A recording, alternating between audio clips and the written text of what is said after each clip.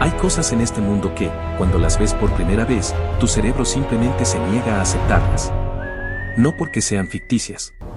No porque sean un truco de edición. Sino porque desafían todo lo que crees saber sobre lo que los seres humanos son capaces de construir. O de cruzar. Hoy vamos a hablar de 5 carreteras que existen de verdad. Que están en mapas reales. Que personas de carne y hueso recorren cada día. Y que, aún así, parecen sacadas de una película de ciencia ficción. Pero antes de que pienses que esto es otro video más de cosas raras del mundo, necesito advertirte algo. Estas 5 carreteras no son solo impresionantes. Cada una tiene una historia detrás. Una historia de errores, de obsesión, de necesidad y en algunos casos, de vidas perdidas. Así que no te quedes con la imagen. Quédate con lo que hay detrás de ella. Porque una de estas carreteras fue construida por prisioneros y hasta hoy ningún gobierno la reconoce oficialmente. Otra se hunde varios centímetros cada año y aún así nadie la cierra. Y la última, la más peligrosa de todas, es también la más fotografiada del planeta. ¿Por qué? Eso es exactamente lo que vamos a descubrir. Empezamos con la primera. Imagina que necesitas llegar a tu casa. No hay otra ruta. No hay un camino alternativo. Hay un solo acceso, y ese acceso es una carretera tallada directamente en la pared de un acantilado vertical. Sin barandas en varios tramos. Con el vacío al lado. Y con el viento que empuja el volante cada vez que intentas mantener la línea. Esto no es un circuito de rally. Es la realidad cotidiana de miles de personas que viven en una zona montañosa tan aislada que esta carretera es literalmente su único vínculo con el mundo exterior. La historia de cómo se construyó es tan increíble como la carretera misma. Fue excavada a mano. Sin maquinaria moderna. Sin tecnología de precisión. Con herramientas básicas, con dinamita y con décadas de trabajo forzado en condiciones que hoy serían calificadas como una violación de derechos humanos. Las personas que la construyeron no lo hicieron por elección. Lo hicieron porque no les quedaba alternativa. Y aquí está el detalle que casi nadie menciona, los tramos donde no hay baranda no son un descuido. Son intencionales.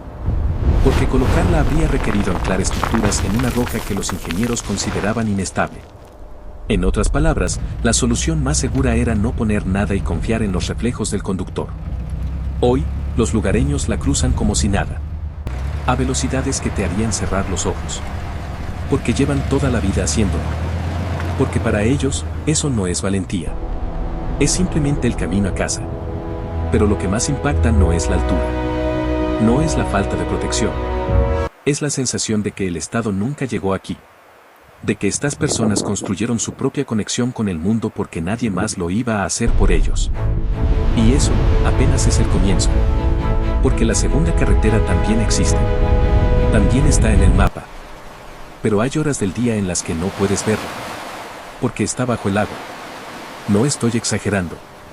Hay una ruta costera que conecta tierra firme con una isla, y dependiendo de la marea, puedes cruzarla caminando o en coche sin ningún problema. O puede estar completamente sumergida bajo varios metros de agua del mar. La diferencia entre las dos situaciones puede ser de apenas 45 minutos. Hay carteles. Hay horarios. Hay incluso una aplicación que te dice cuándo es seguro cruzar. Y aún así, cada temporada turística, sin falta, hay vehículos atrapados en medio del camino cuando la marea sube antes de lo esperado. Hay equipos de rescate permanentes en la zona. No como precaución. Como necesidad constante. Lo que convierte a esta carretera en algo verdaderamente extraordinario no es el fenómeno natural en sí. Lo extraordinario es la razón por la que fue construida así. Cuando los ingenieros propusieron un puente, las comunidades locales se opusieron. No querían perder la sensación de aislamiento que definía su forma de vida. No querían que la isla se convirtiera en un acceso masivo y sin filtro. Así que el compromiso fue una carretera que el mar mismo pudiera cerrar. Una ruta que tiene sus propias reglas. Que pide permiso a la naturaleza para existir. Hay algo filosófico en eso. Una carretera que acepta sus límites. Que reconoce que hay fuerzas más grandes que ella. Que no intenta vencer al océano, sino convivir con él. Aunque eso no ayuda demasiado cuando estás dentro del coche y el agua ya te llega a las ruedas. La tercera carretera tiene un costo oculto que muy poca gente conoce. Porque parece simple. Parece aburrida incluso. Durante miles de kilómetros no tiene una sola curva. No tiene una sola señal. No hay gasolineras durante tramos que te llevarían horas cruzar incluso a velocidad máxima. Es completamente plana, completamente recta y completamente vacía. Pero a los pocos cientos de kilómetros, el cerebro empieza a generar sus propios estímulos. Porque no hay nada para procesar. No hay curvas que requieran atención. No hay cambios en el paisaje que activen la corteza visual. El cerebro, que necesita información para funcionar, empieza a inventarla. Las alucinaciones en esta carretera no son leyenda urbana. Son un fenómeno documentado científicamente. Conductores que han visto animales en medio del asfalto, figuras a los costados, luces que no existen. Y que han reaccionado a esas visiones con consecuencias fatales. El calor tampoco ayuda. La temperatura del asfalto en verano puede superar los 80 grados centígrados. Los neumáticos no están diseñados para eso.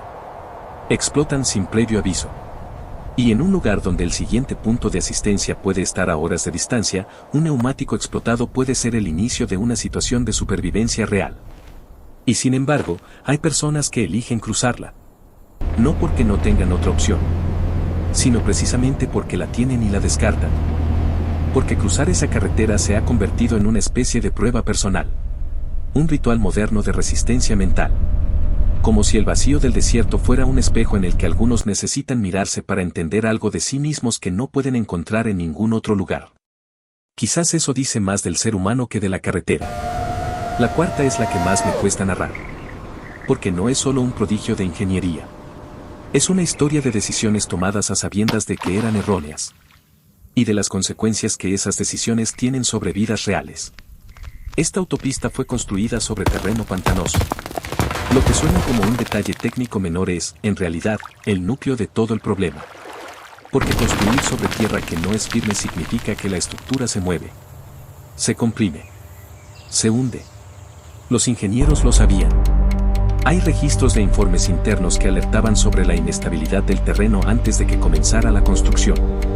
Esos informes fueron archivados. La obra siguió adelante porque detenerla tenía un costo político que nadie quería asumir. Hoy, esa autopista se hunde varios centímetros cada año. No de manera uniforme, lo que hace todo mucho más peligroso. Hay tramos donde el desnivel acumulado genera irregularidades en la superficie que a alta velocidad son difíciles de detectar a tiempo. Ha habido accidentes. Ha habido muertes. Y el costo de reparar el daño acumulado ya supera varias veces el presupuesto original de construcción. Lo que resulta verdaderamente incomprensible es que, después de décadas, la autopista sigue operativa. No porque nadie sepa lo que está pasando, sino porque cerrarla generaría un caos logístico tan grande que ningún gobierno ha estado dispuesto a enfrentarlo. Hay familias que perdieron a alguien en esa carretera, que saben lo que causó el accidente, que conocen los informes, y que llevan años pidiendo respuestas que nunca llegan a los titulares, porque el escándalo detrás de esta historia es demasiado incómodo para demasiadas personas con demasiado que perder. Esa carretera no es solo un error de ingeniería. Es un retrato de cómo los sistemas fallan a las personas cuando los intereses son más grandes que las vidas. Y llegamos a la última. La número 5. Que estadísticamente es una de las más peligrosas del mundo, y al mismo tiempo, una de las rutas más fotografiadas del planeta. Serpentea por una cadena montañosa con caídas de varios cientos de metros a cada lado. En muchos tramos no está pavimentada. El ancho apenas permite que dos vehículos se crucen. Hay tramos donde la niebla reduce la visibilidad a menos de 10 metros. Y los deslizamientos de tierra son tan frecuentes que hay equipos permanentes dedicados solo a despejar el camino. Y aún así, cada año miles de turistas viajan específicamente para recorrerla. Para sentir ese vértigo. Para tomarse la foto en el borde. Para contarlo cuando vuelvan. Las imágenes que genera son de una belleza que resulta casi obscena considerando el contexto. Pero lo que ninguno de esos turistas suele ver es lo siguiente. Para los habitantes de los pueblos conectados por esa carretera, no es una aventura. Es el camino al trabajo. Es la ruta al médico. Es el acceso a la escuela. Es la normalidad. Hay un hombre, ya mayor, que cruzó esa carretera durante décadas como parte de su rutina diaria. A veces de noche. A veces con lluvia. A veces con carga. Nunca tuvo un accidente. No porque tuviera suerte, sino porque conocía cada curva, cada piedra, cada cambio de viento. Porque cuando una ruta es parte de tu vida desde que tienes memoria, el miedo desaparece. Y lo que queda no es valentía. Es simplemente conocimiento. Eso es lo que más desorienta de esta carretera. Que el mismo camino que para un turista es una experiencia extrema, para un local es solo el martes por la mañana. El peligro no es absoluto. El peligro depende de quién eres y de lo que ya sabes. 5 carreteras. 5 historias completamente distintas. Pero si das un paso atrás y las miras todas juntas, hay algo que las conecta. Algo que no tiene que ver con la ingeniería ni con la geografía. Cada una de estas carreteras existe porque alguien, en algún momento, necesitaba llegar a algún lugar. Y ese lugar no era accesible. Y en lugar de aceptar ese límite, alguien decidió no aceptarlo. El hombre que talló el acantilado a mano. Los ingenieros que negociaron con el océano. Los conductores que cruzan el desierto vacío buscando algo que no saben nombrar. Los funcionarios que sabían que el terreno cedería y siguieron adelante de todos modos. Los locales que cruzan el abismo cada mañana porque del otro lado está su vida. Ninguna de estas historias es simple. Algunas son heroicas. Algunas son trágicas. Algunas son las dos cosas al mismo tiempo. Pero todas dicen lo mismo sobre la naturaleza humana, que cuando hay algo al otro lado del obstáculo que importa lo suficiente, el ser humano encuentra la manera de llegar. A cualquier precio. Con cualquier medio. Aunque el camino que construya desafíe todo lo que parecía posible. Estas carreteras no son increíbles porque los ingenieros fueran genios. Son increíbles porque detrás de cada una hay una necesidad tan profunda que se convirtió en algo físico. En algo que puedes cruzar con tus propios pies. Eso es lo que hacemos los seres humanos. Convertimos la necesidad en camino. La próxima vez que pienses que algo no puede existir, que algo es demasiado difícil, demasiado peligroso, demasiado absurdo para ser real, recuerda esto. Hay una carretera en un acantilado que nadie reconoce oficialmente. Hay un camino que el océano cierra 2 veces al día. Hay una autopista que sigue hundiéndose y nadie detiene. Hay un desierto que hace alucinar a los conductores. Y hay un camino tan peligroso que la gente viaja desde el otro lado del mundo solo para pisarlo. Todos existen. Todos tienen personas cruzándolos ahora mismo mientras tú ves este video. El mundo está lleno de cosas que parecen imposibles y ya llevan décadas siendo completamente reales. El problema no es que no existan. El problema es que la mayoría de nosotros nunca las buscamos. Así que la pregunta con la que te dejo es esta: ¿qué más crees que no puede existir, que ya está ahí, esperando a que lo descubras?